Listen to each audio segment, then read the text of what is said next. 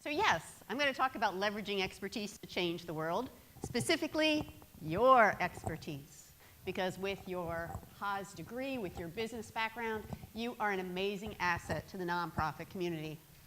Oh, I know, you're all thinking, gosh, I'm so busy, there's no way I could possibly do that. I have a phrase for you. It's not a matter of if, it's a matter of when. This has been a theme in my life. 31 years ago, in between years of business school, I'm at Arthur D. Little, the consulting firm. Senior partner says to me, so, Marion, where are you going to be in 5 years? I said, David, I'm going to be on that partnership track. I said, no, you're not. You're going to start your own company. It's not a matter of if, it's a matter of when. So I graduate, I go to Booz Allen. 4 years later, I start my own company. And it's growing, it's great. We're doing good things. We make the Inc. 500 for the first time. And so with the hubris of a young entrepreneur, I call up the head of corporate development at Robert Half and say, hey, I've got this cool company, M Squared, and we're part consulting, part staffing, part executive search. 5 to 10 years, I want to sell it. You'd be a buyer. How about we have lunch and we talk about that? So after talking about margins and geography and things over lunch, he turns to me and says, so, if you do all these things, would you really want to sell it? And I said, Robert, it's not a matter of if, it's a matter of when. So 8 years later, I sell the company to a South African conglomerate, which is a whole different TED Talk. But during the midst of all that, someone taps me on the shoulder and says, Marion, there's this international humanitarian nonprofit. They really need you on the board. Would you join? And I said, oh, Dan, I've got this earnout going. I've got kids applying to high school and college. There's no way. So I bet you know what I told him. It's not a matter of if, it's a matter of when. So my when came 6 years ago, and I have to say it is one of the best business decisions I've ever made.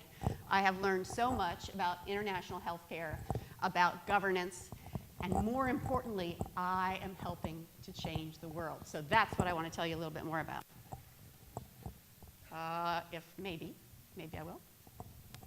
Okay. 95 million children in the world have a deformity, and only 10% of them go to school. That is because they are shunned by their communities. Many times they are shunned by their families. Every 3 minutes, a child is born with a cleft palate, but more importantly, every 3 seconds, someone is impaired by a burn. The global burn crisis is something that the first world does not know about. Here we have acute care. If you're in a developing country and you have a burn, you have no care, the skin contracts, your arm will fuse, you will never use that limb again. The only way you can use that limb is if a reconstructive plastic surgeon comes, frees the limb, does a skin graft to allow mobility. It is an enormous problem. Think about that with children. Children are a huge portion of the people impaired by burns. Their bones are still growing. I have seen children that burned their fingers. The fingers fuse, but their digits are still growing. It's an enormous problem and affects more women in Africa than malaria and HIV combined, yet the world does not know about this. ReSurge does. Here's ReSurge. ReSurge was started 45 years ago by a group of Stanford plastic surgeons. They were smart enough to know that they had to create a board that was not just medical cronies, but also business people. So they looked into Stanford Business School. They grabbed some people. So governance has always been a big part of this organization. 20 years ago, the board helped them see that just sending trips with plastic surgeons to help the poor around the world didn't do it all. And what they needed was a continuum of care wherever they were. So they created international surgical centers with humanitarian docs in the places that we serve. And I actually have to pause right here because our first surgical center was with Dr. Shankar Rai in Nepal. And about 2 hours ago, I got the news that everyone is fine. And in fact, they were in the middle of a cleft palate surgery when the earthquake happened today. And everyone fled the hospital.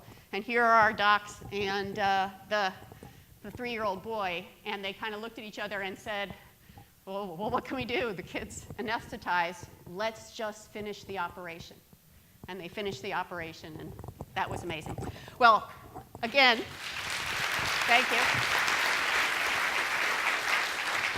So we had an amazing situation 2 years ago where we got a new chief medical officer, the head of plastic surgery at Stanford, who looked at our model and said, wow, this is great how we do what we do, providing access to the poor and building surgical capacity, but touching these doctors around the world isn't enough. We need a curriculum. We need to develop assessments to show that these doctors that we are training actually have mastered these procedures.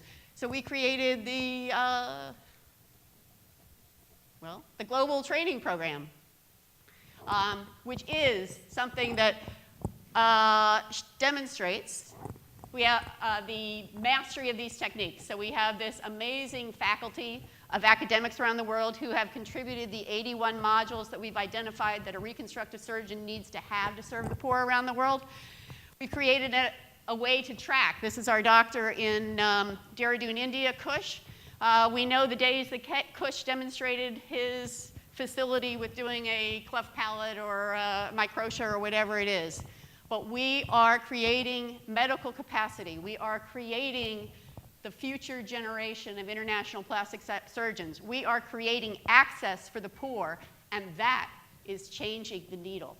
That is solving the problem of the world. And I tell you, we will do it. It's not a matter of if, it's a matter of when. And I was going to end right there, but I have to actually add a little epilogue, which is, you've heard from my remarks that ReSurge is very tied with Stanford. Stanford founders, Stanford medical director. We have probably 5 to 6 directors on the board who are Stanford MBAs. I am the sole person from Haas. So if anyone is thinking that maybe your when is coming or your when is soon, I would love to hear from you. You can find me on LinkedIn. You can find me over cocktails. I would be happy to chat about what it's like to be a board member. And of course, there's no obligation because it's not a matter of if, it's a matter of when. Thank you.